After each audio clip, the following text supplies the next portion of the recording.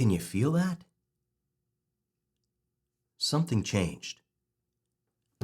I believe that's the sound the world makes right before it pisses itself. That's how I felt when I put this book down. Welcome back to Talking Story. My name is still John Minton, and I've got a review for you today, a little bit more of our Cosmere catch-up.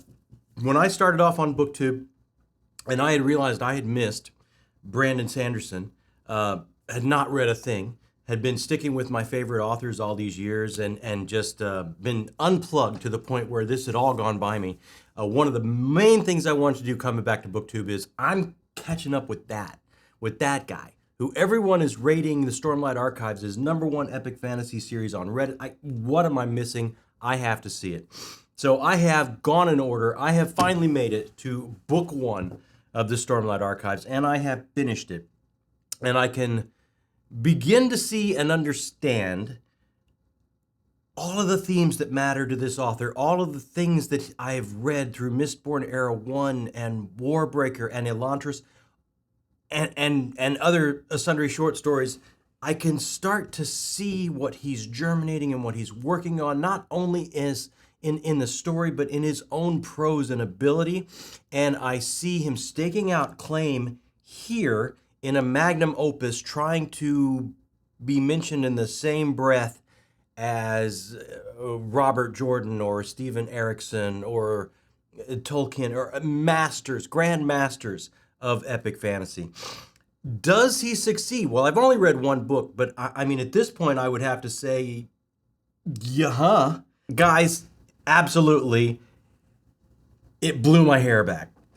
And I do need a haircut, so it was a nice experience. Before we get any further, reach right down there, click that like button if you've been around and you kind of like what we do here, or if you're new and you kind of like what we do here, click that like button, hit the subscribe. It helps us build the channel so much. And I absolutely love spending time with you. I absolutely love getting to know all of you and talking books. It's made my life so much more fulfilled and satisfying. So join up, do those 2 clicks for me. Let's get into the review.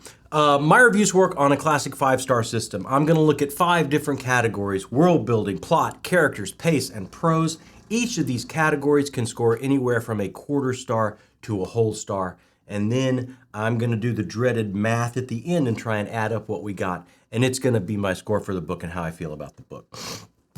So let's get into the Human Storymatic 3000, The Way of Kings, Book 1 in the Stormlight Archives, Brandon Sanderson's magnum opus, with world building. This is a broken world in so many senses. Not only physically, a large part of this book takes place on what's called the Shattered Plains, where a war is playing out, but these people have lost sense of where they come from. A lot of their history is legends to the point where it's become misty, where they don't have a clear line of where they come from as a society.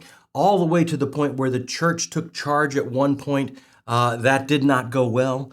So the church now, to a large extent, is kind of considered to be a life coach. The devotaries will spend time with you, making sure that you yourself can ascertain as much of your desires of your personal destiny as you can. What's your calling? How can we help you obtain that? It's very centric to everyone's central self, to the point where the ruling class, the aristocracy, the high princes, which are one of the sides waging this war on the Shattered Plains, have lost sense of what war can even mean, the horrors of it. It's a game to them. It's a way to enrich themselves more so than the other high princes that are there participating in the war. Again, sense of self worth before others, because they have lost sense of where they've come from. And this shows in the physicality of the world. Something obviously happened. The flora and the fauna of this world appears to be some type of aquatic, like crustaceans and flowers that subtract, like as they would in the currents on a coral reef. but this is in like arid places, or eels that would basically swim through the air. Like, was this an aquatic world? What happened? There was a great breaking, obviously, and the denizens of this are suffering from it, and they can't look back on their own history to solve these questions. So already you can start to see this is, and there is a magic system, of course. It's Brandon Sanderson. Oh my God, is there a magic system replete with rules and how it works? But they've lost touch of that to the point where if they're going to use it to manipulate matter or anything else, they have to have a device on their hands. So they're trying to actually not be able to use it, but shortcut using that power in a way by using devices. So again, they've lost touch. It's such an amazingly fully realized world with an amazing history, and because it's a broken world, the characters are discovering the history as you, the reader, are. So as these answers are coming to you as you're turning the pages of what went before and why the world is as it is, the characters themselves are having these explorations and epiphanies. So it becomes compulsively readable and absolutely exciting. And I'm not to say out of 1,200 pages in this mass market paperback, there was not action. There absolutely was. But some of the most, I thought, amazing, thrilling moments were moments of discovery of the world. And that just goes to show how amazing and fully realized and secrets that this world has. And how it ties in with other worlds of the cosmere, how magic works in the ways of physics of attract and pushing away, as well as matter transformation, as well as taking in the power on this world through like a breath situation. So many harkening back to other moments of the cosmere, and it's just crystallized and distilled down to this series in a truest, purest form that I found delightful. World building, as always, I don't think I've seen Brandon Sanderson miss, and I've had some favorites so far and some least favorites. None of them have been bad, but world building, always, he is amazingly on point with this. So world building, most assuredly here, is a full star. Fully realized societies, fully realized politics, fully realized so many questions that it leaves you with, and I don't want to get into that too much before. I don't want to do spoilers whatsoever, so I don't want to get into the questions it leaves you with on top of the thrilling answers that it gives you to some of the questions. So moving on to plot. In plot, so important in a book of this size. In epic fantasy, you have to have a through line pushing you. You have to have some impetus to make you want to go from chapter to chapter to page to page. A plot is an absolute essential part of that. How does it operate here? It's basically 4 threads that you're following, and it even says on the back of the cover here that there's 4 that we watch, and one could save us, one will destroy us. So you kind of right away, I got the feeling of, wow, okay, one of these 4 that I'm becoming attached to, is that going to be a villain going forward? So already I was intrigued. But the 4 moving forward, you have Dalinar, who is a brother to the king that was assassinated, and the assassin actually stepped right over Dalinar on his way to the king because Dalinar was drunk. There's a lot of guilt there. He is now on the Shattered Plains as a high prince, leading one of these war bands, and he's being affected by these storms that roll in, these massive tsunami-like forms of light and sound and a fury that move in over the Shattered Plains. And every time one of these storms roll in, he is somehow teleported back to the history of this world, and he's getting glimpses of things, and he's getting hints of things to unite them. such unite who he's not sure, who's speaking to him he's not sure, and he's seeing moments of history, and he's trying to live by a certain code that has fallen out of fashion. He wants to more of a might, doesn't might make right, might for right, to protect others, to live of a certain code from this long forgotten book called Way of Kings. It was written by somebody in the wispy moments of time, and he has a son that is there with him, and there's quite a bit going on, that they do have remnants of this magical time, as far as shard armor and these swords that can just appear. He's lucky enough to have some of these, and the war is who can challenge a shard bearer and get these things. So we're following his guilt-laden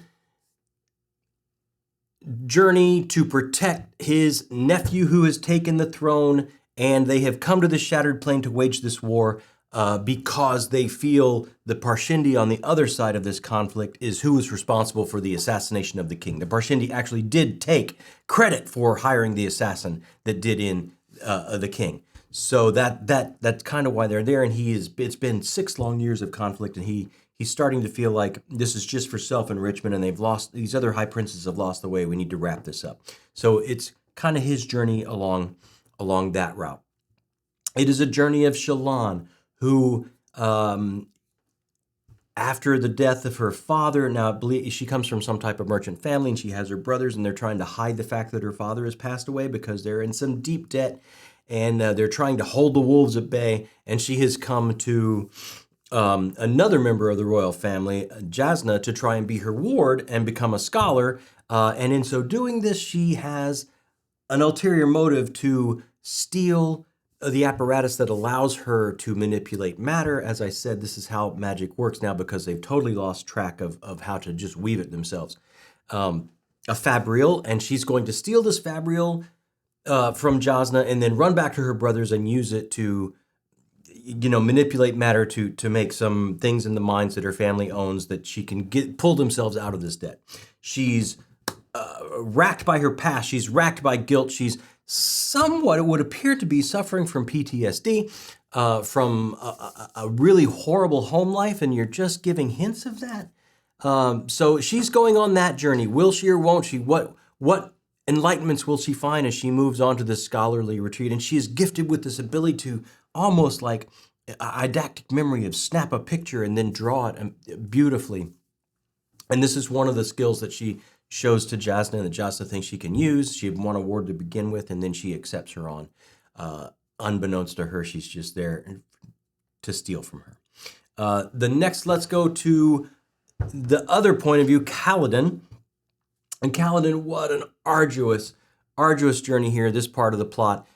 He is a slave. He's also finds his way to the Shattered Plains, and he is a slave, and he is trying to keep his bridge team who this Shattered Plain, again, it's like just pockets of land, and it's cracked all around it in chasms. So to wage war on this front, you have to have bridgemen that would carry bridges to the front, lay it between these two chasms so the armies can move across one landmass to the next and meet their enemies.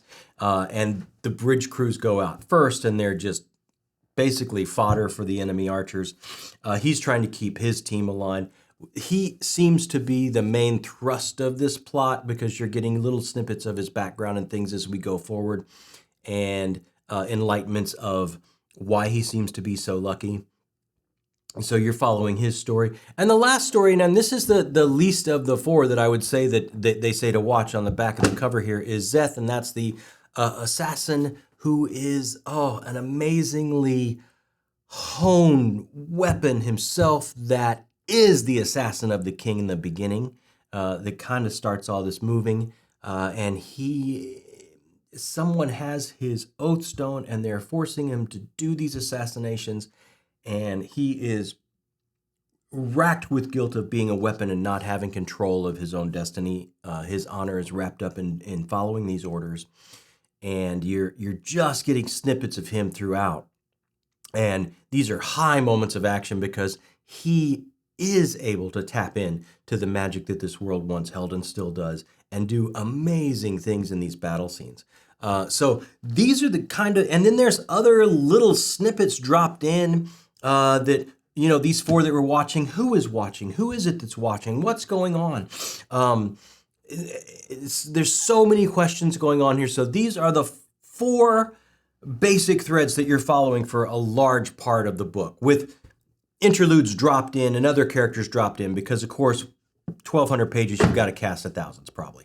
So plot-wise, these four threads, what did I think of them? How did they pull together? Did they propel me to keep wanting to turn pages to see what was going to happen next? Yes, they absolutely did. And they absolutely did because it was wrapped so tightly and around with character, which is the next category we'll get to. But before I get to that, we'll finish up with plot. So as a two-headed snake here, some type of bizarre mutant two-headed snake, plot, absolutely a full star. I blew through this, guys, in a number of days. I found it compulsively readable. I absolutely wanted to know what happened. And it was a mishmash, not only of plot, wanting to see where it goes and what happens next, but wanting to get these answers about this broken world, and also wanting to learn more about our category 3, which is characters. I've kind of already gone over, as the four main plot threads, the four main characters. This one primarily focused on Kaladin and his backstory of how he became all the way from a son of a surgeon, probably following in that line of work, to becoming a soldier, to becoming one of these bridgemen, one of these slaves, the lowest of the low, and how he's trying to hold on to his sense of honor and sense of self, and protecting of his men. Shallan trying to overcome her own sense of guilt of trying to save her family through this theft. Will she be able to do it? As she becomes enlightened and as she becomes enamored with what she's learning and enamored with a scholar's life, she's already kind of going that way with her art already. Dalinar, what are these moments from the past? How will they shape his future? How will they continue to shape his idea of honor and philosophy of how you protect and rule over other people as a sense of a command of military, and above that as a royal family? Szeth again is very, very just minimal, but then there are some shoes dropped at the end with him that are just jaw-dropping. The character, guys, what I found as I read this, again, the world building wraps through plot, and then the plot wraps through character. It's such an amazingly braided effort. It's a book of ideas. Is it epic fantasy? Yes, but it is a book of these characters' philosophy. There is so much about the philosophy of scholarship. The philosophy of enlightenment will come to you as you are honest about yourself and your past. The philosophy of to rule with others. I mean, in the misty past, when there were knights radiant that did basically operate as a level of protection on this world, I mean, what they went by is life before death, strength before weakness, journey before destination.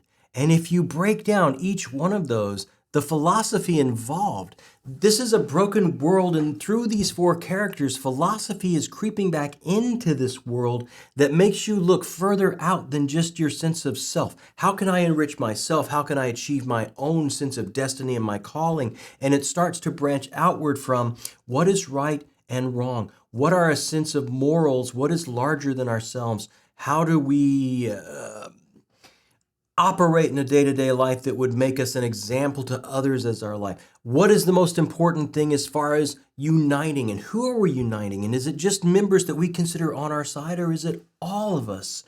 All of these questions, all of this philosophy that is so wonderfully woven through these character journeys was just absolutely stunning. Always the themes that Sanderson likes of scholarship and where does faith fit into society, And, these things are absolutely in this book as they are in his others, but I just felt like they were more deftly handled in this book than I have seen them done in some of his previous ones, and I appreciated him greatly in the previous ones. So for me, this was just absolutely amazing. So character, again, this amazing braided effort character, I'm gonna go an absolute full star, and I think you're starting to see a theme here. So let's go to pace, guys. When you're dealing with 1,200 pages, this is where it can all fall apart. As I've kind of intimated before, I found this compulsively readable. I stayed up too late some nights. I got up early some mornings. I snuck in some reading time at work. I did not find this to bog down at all, except at the beginning of this book, there is a prologue, there's a preface and a prologue, and it starts 5,000 years before our story really begins, and I understand why Brandon Sanderson would do this, but it started a little bit dicey for me, guys, because as I said, I've read Era 1 and I've read these books, and I got to this one, and I started this one at page 1 with preface and prologue, and it was like, I'm a bit confused. Why am I confused when I've read all these books leading up to this one? But I will not hold that against it, because as soon as I got past that preface and prologue, which I found to just be kind of like just a little taste of what's coming, then we got into the concrete story of this physical world. And I know Brandon's about to whip off the curtain and show me the metaphysical levels. And that, I think, was the preface and prologue to give me a sense of that will be coming. And there are glimmers of it here and there through this, but primarily when it got into the physical reality of this terrestrial plane and the characters on it and the plot moving through these 4 characters and the world being discovered by me, it was absolutely compulsively readable. Pace did not suffer whatsoever for this amount of pages. I was blowing through this bad boy. I'm going to go pace full star. I'm not going to count off anything whatsoever. Prose, here I find a sense that he's not the most purple prose guy. He's not the greatest wordsmith guy, but he is able to structurally drop seeds that come back into fruition. And I'm sure it's going to be down these books that some of these seeds dropped in this one happen this way, and he's able to structure it. He's able to build a character that I care for so well, and he is able to interweave philosophy that makes me stop and think. Maybe if it's not for use of language, it does make me stop and think over and over again.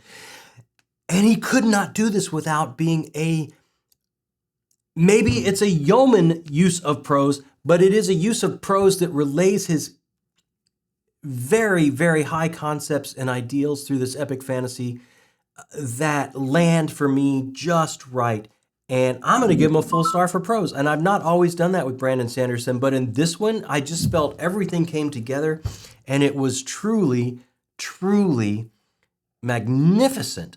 I can't wait to get to the next one of these. Usually when you start you finish one of these, you go, whoo, I need some, I would pick up the next one if I wasn't committed to other things, and I absolutely am. So that tells you right there what I thought of it. So if my math is working right, and it should be easy this time, guys, because it's a full star in every category, this is a 5 out of 5 star read for me. I put this book down and just immediately went, wow, I get, that's 5 stars.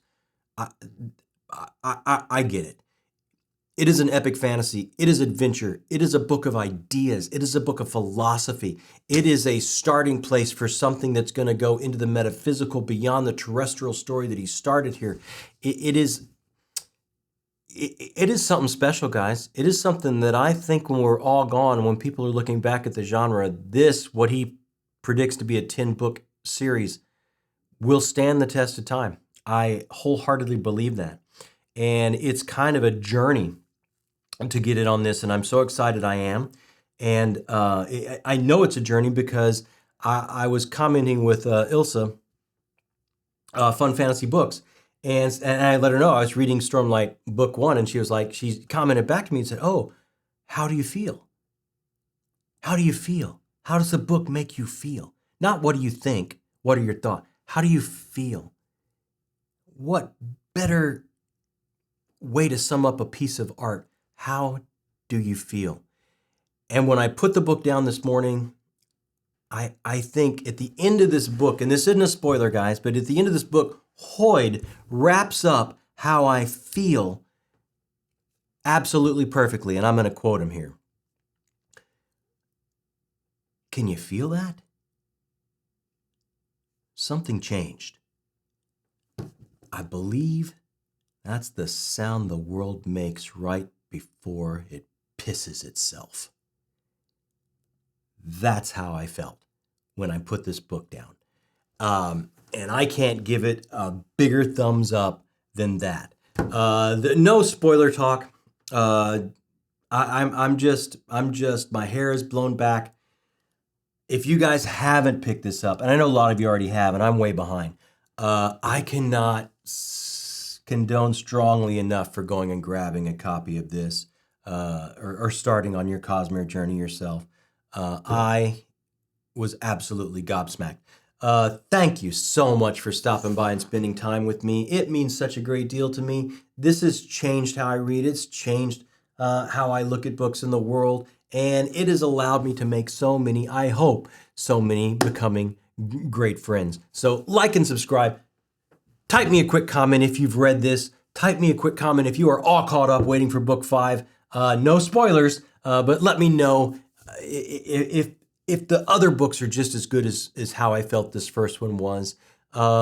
Remember, my next video is going to be Weekly Reader 2 on Sunday, and I will answer any questions. Hit me up in the comment if you have questions about this book or other I've read, or just whatever questions. I don't care. I'll answer them all. Thank you so much for stopping by. My name is John Minton, and this has been Talking Story.